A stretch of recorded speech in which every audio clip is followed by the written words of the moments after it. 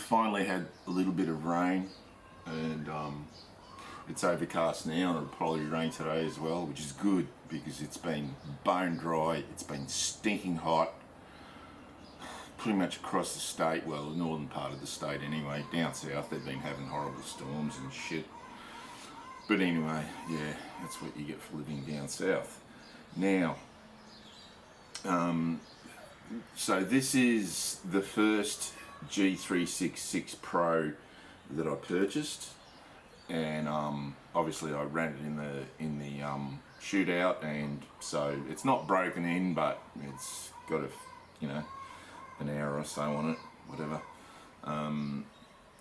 Now the other one, the new one that I put the wraparound handle on it, and I actually put the modified muffler off this onto that one, and what I want to do is I want to take the top off this. I want to have a look exactly what the cylinder looks like. I want to have a look at, if I can make any modifications. I want to measure squish as is right now, that's the first thing I'll do. I'll measure squish and just find out exactly where it is. If it's the same as the other one, yeah, I mean, if the gasket doesn't get destroyed when I take the top off it and the squish is okay, I'll put it back together that way. If the gasket gets destroyed, I've got thinner gasket material. Where is it? Here. I've got thinner gasket material, which is 13 thou, and then I'll use that and make a gasket out of that. Yeah, I just really want to have a look inside, and I'm curious as to why, when they made the Pro, instead of going with the standard closed port transfers like the other 366s, like the standard 366, why they went with an open port cylinder. Because this, even though it's not a Strato setup with the intake or cylinder, it's more like the 363, because the 363, even though it's Strato, it's got an open port cylinder. So this is more in the 363 vein, to my mind anyway, if it's got an open port cylinder. But so I'm going to get to it. I'll once I've measured squish and taken the top off, then I'll talk to you about the cylinder. I'll show you the cylinder, inside the cylinder and that, and we'll talk about the cylinder. So see you soon. So I'm going to take that off. I'll show you inside the cylinder. It's very slick, very, very slick. Both the intake and the exhaust are beautiful. This is, yeah. I said externally when I was looking at the other one that so what does this say? Farmertec G366Pro C/N Farmer Boss. Yeah, rightio. I can tell you right now that Farmertec didn't make this cylinder. Or I won't say that. Look at that. Look at this webbing. Look how clean it is. Look, you've got two recesses there for reduction in weight. Webbing there. Yeah, this cylinder's a work of art. It's gorgeous, absolutely gorgeous. Okay, so taking the top off it, I measured squish. Actually, I'll be honest with you, I screwed up. I took the top off it before measuring squish, and then I went, god damn it. So I put it back on, screwed it back on. One really bizarre thing is that one of the cylinder bolts, which one is it? Can't tell now. Got that one. This bolt, one of the bolts that hold, 4 bolts that hold the cylinders down, screws.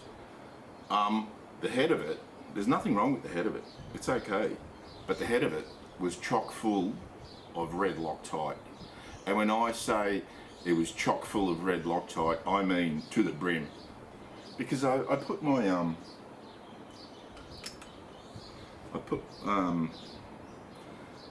my T-handle, Torx T-handle in there, and I'm like, I can't get in here. And I'm having a look, and sure enough, there's all this red shit in there, like to the top. So, let me tell you, I don't know what, is that some sort of preventative thing so people don't take the cylinders off or something? I don't know. But I had to use this pick to just gouge as much of the Loctite as I could, and then I got, where is he? And then I got this Torx driver bit and literally hammered it in, and with this T-handle cracked it. But what the hell is that about? I don't know. I really don't. Just think I'm still got a wet and whistle with some coffee. Man, it's not hot now because it's been it's been cloudy since the night, but the humidity is killer.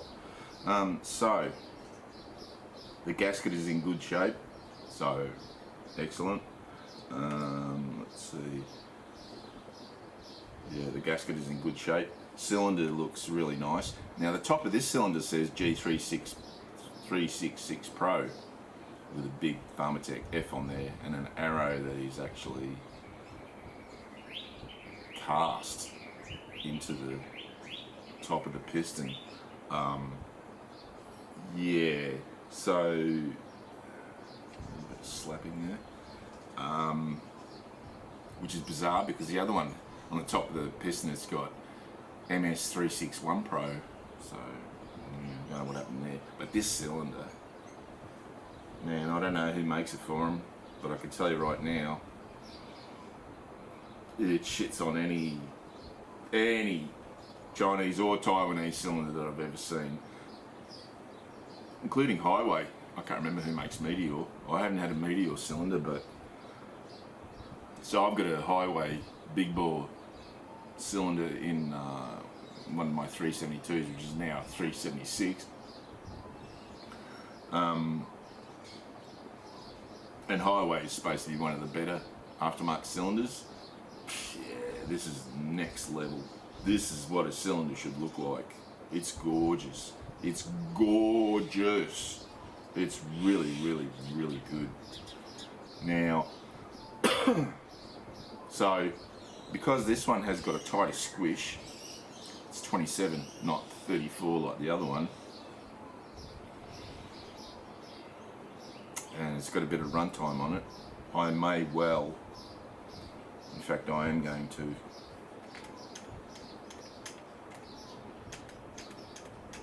triggers are really smooth on these things. I'm going to transfer the handle and the exhaust back onto this one because yeah, it's got a tight squish, so it should have more compression. In theory, it should have more compression, and yeah, I think this is the one to go with. What can I say? So just looking at this piston, do a little bit of rubbing down the bottom in the intake.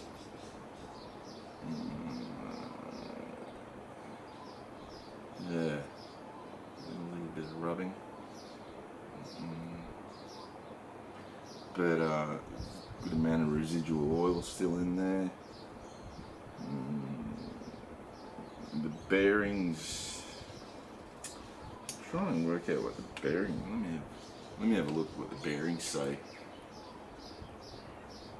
So that says 6202-P5.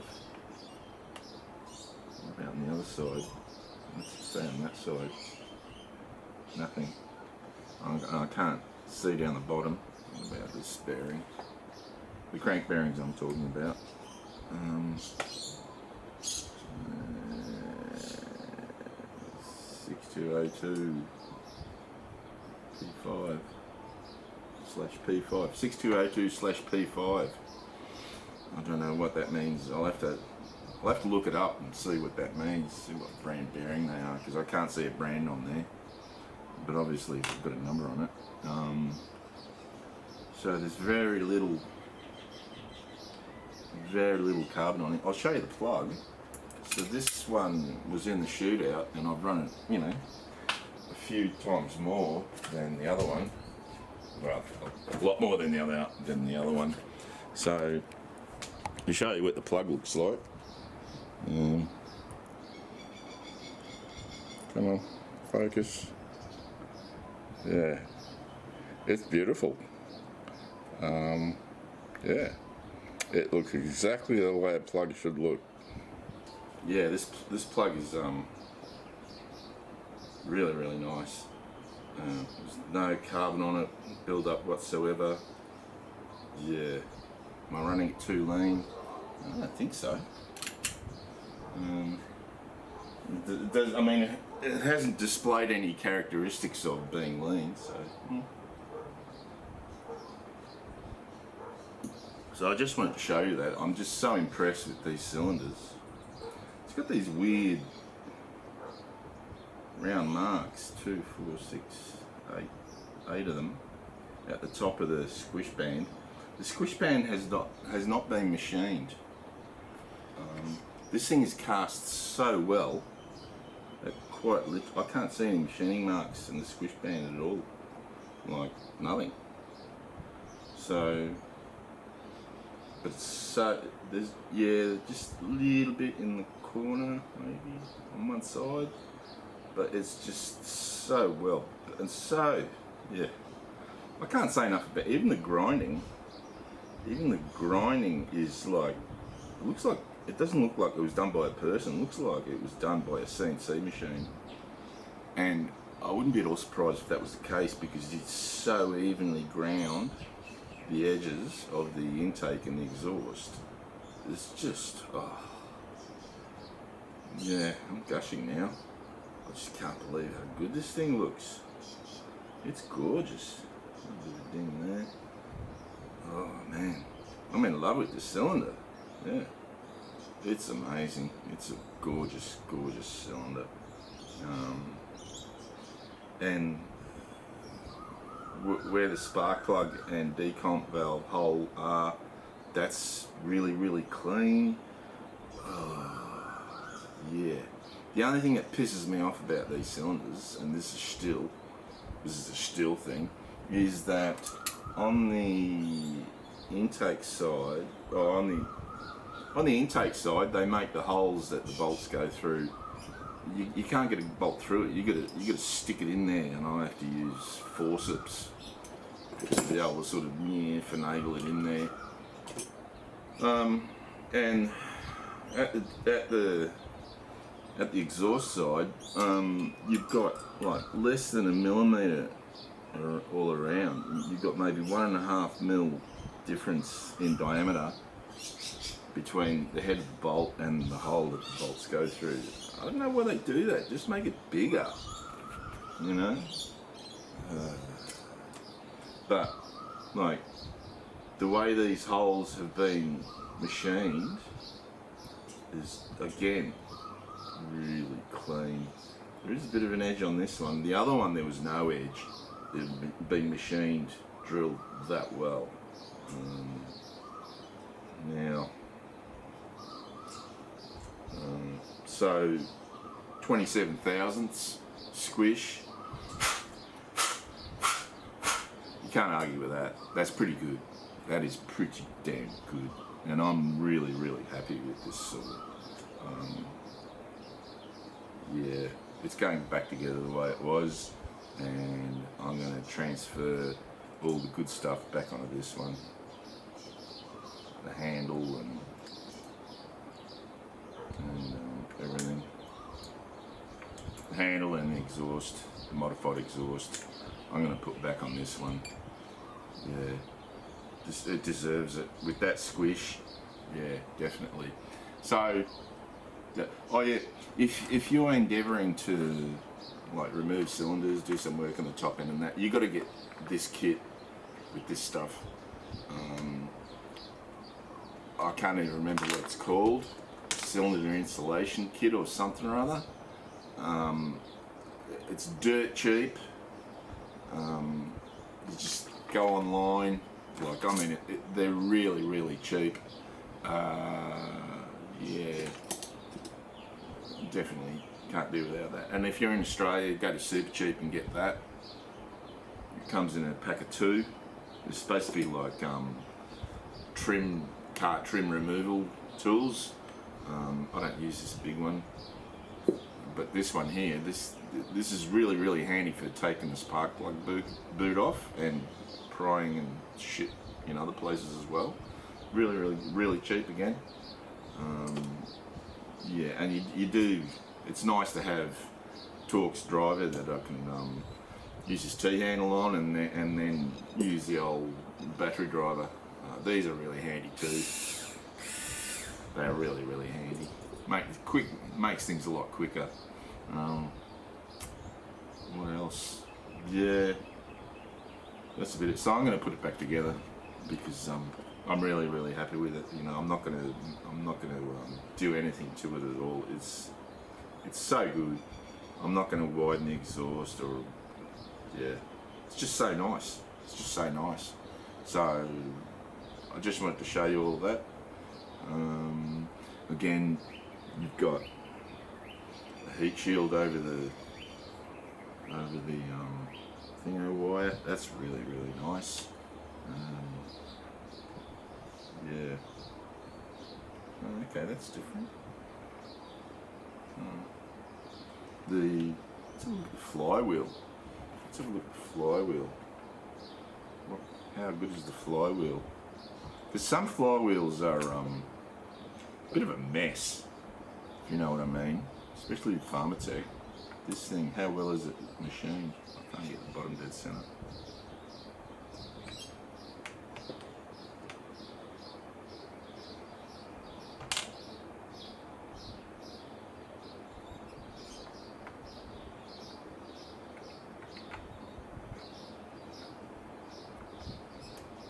Yeah,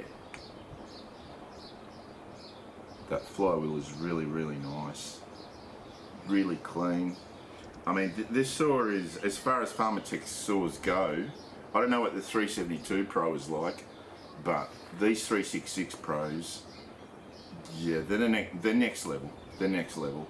They are not shitty-assed, you know, crap everywhere, shit's grinding on the cylinders and whatnot and everything. Definitely worth buying. Definitely worth the extra money for a Pro. If they come on special, just go out and get one or a couple. So I've got 2 now, and I'm tempted to even, I don't know, get rid of my standard 366s, but I'm not going to. Maybe one of them. If my buddy up in the Tableland wants one, I'll give it to him. But what can you say? I'm just super impressed. Super impressed with just how good, you know, everything is on these things. Also, the chain tensioner is supposed to be upgraded. Can't remember what they called it, but I'll give it a whirl and just see how smooth it is. Oh yeah. Oh yeah. So the chain tensioning mechanism is supposed to be upgraded. Supposed to be a better one. Yeah. That's not your average Farmertec chain tension mechanism at all. Yeah. Wow. Again, I'm super impressed with this thing. Super impressed. So, if you're looking for a 60cc saw that's well made, quality parts, you know, and doesn't break the bank, and isn't like an OEM still, there you go. The The Farmertec G366Pro. Wow, these things are excellent. So until next time, see ya.